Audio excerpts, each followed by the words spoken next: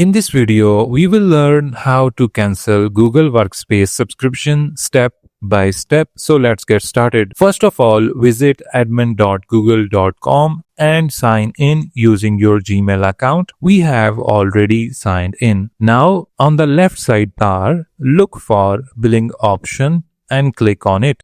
Once you click, you will get the following three options in the drop down. Here, click on subscriptions option. On the following page, you will be able to find the list of all of your subscriptions. Currently, we have the following subscription, which is Google Workspace Business Plus. So click on it. On the next page, you will get the following details such as plain details and billing details. Our next billing date is January 1, 2026. So ignore that, and on the left sidebar, look for more option and click on it. Once you click, you will get the following options, and here you will find the cancel subscription button as well. You need to click on it. Once you click on it, the Google will offer you two more plans, but you need to ignore that and look for the following option which says continue to cancel. So click on it. Here it will ask the reason for which you are canceling. So choose appropriate one